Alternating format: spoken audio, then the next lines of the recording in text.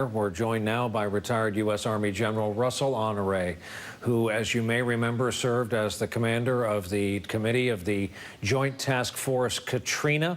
General, thank you very much for being with us. I haven't seen you in years, so it's good to see you. What do you make of what's happening to the great state of Louisiana, the city of Baton Rouge specifically?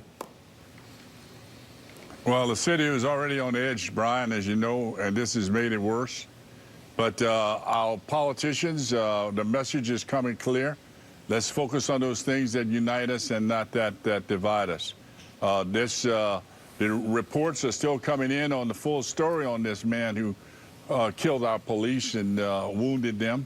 And that investigation hopefully will come to an end here shortly, so that can be put to rest and the city can get back to what might be normal in the coming days. The city was wounded bad over the last week with the death of Mr. Sterling and the following on citizens' protests that followed that, and people wanted to speak out about justice, about solving some of the long-term issues in North Baton Rouge, and the healing that needed to be taking place between our people of all economic and racial classes. So we've got work to do. We've come a long way. But this city needs to get on with some healing, and this today does not make it any better. It makes it worse because our police are strictly on edge right now, Brian. If it were up to you, General, how would you begin to go about healing the current wounds between police and the citizens they are supposed to protect? Well, we made a promise about 6 years ago in this city to start community policing. It's time for us to get on with it. It's not the police's fault. But we've got some community issues we need to resolve between the police and the communities that they serve. We need an economic development program for North Baton Rouge, 50% unemployment. And all that does is feed into this contraband highway that we're on, Interstate 10, where stuff comes through here and it's turned into contraband. The other thing we ought to do is take better care of our police. You know, a Baton Rouge policeman, he makes about $31,000 a year as a starting police officer. That's less than $15 an hour. What the community can do, we can turn this city blue today. Let's turn the blue lights on, get a blue light, put it on your house. Let's send a message to our police that we love them and we've got their six, we got their back. And at the national level, I think the federal government, the Congress of the United States, should put our police on the same insurance program that we have our soldiers.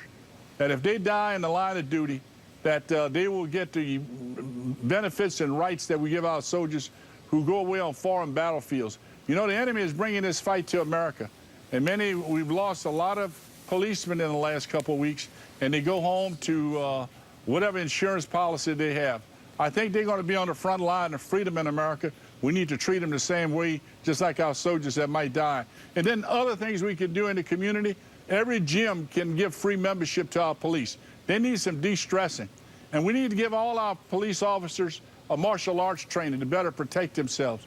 We can do better than we're doing as a community, but the local politicians got to step up, and they've got to fund that to help better take care of our police, and then give enough police in the community where they can actually work in those communities with stations and create programs of better relationship. So when something is about to go down, they have that relationship with the community and can solve issues. But we need to hug our police and their families and get those blue lights on in Baton Rouge tonight.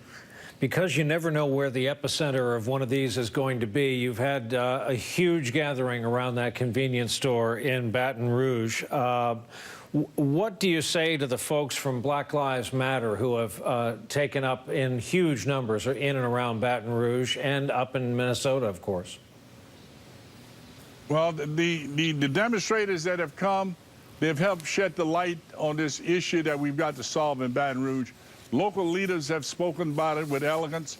I've worked with a group here in Baton Rouge called Together Baton Rouge. We realize we got some work to do in relationship. The Justice Department is going to sort out what happened in the shooting and follow that with justice. But right now, we need some peace. We need some healing.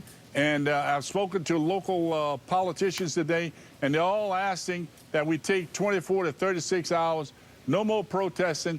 Let's get this time to mourn the loss of these officers, and let's show respect to their families, and let's have some peace. And if you have a member of your family or you carry a gun, because in Louisiana, anybody can carry a gun. If you're over 17 years old and you don't have a felony condition, you can carry a gun. Let's leave our guns home. Let's lower the tension for our police. We all can do that. If you're a gun toter, leave it home. It's only going to make things more complicated for our police. And this whole idea of open gun carry, Brian, is just stupid. It's just plain stupid. It's confusing our people. It's confusing our police. And when the shootings start, it does not help. The idea about a good guy with a gun, that's a broken, stupid concept from the Lafayette Theater shooting on. We need to stop that, and it's not boding well for the great nation that we are, that we've gotten to be known as a gun nation, a gun culture nation. We've got to fix that. That's not helping us. Governor, I almost just made you governor. General Russel Honoré, thank you very much for being with us. It's good to have your voice as part of this coverage. General, we appreciate it.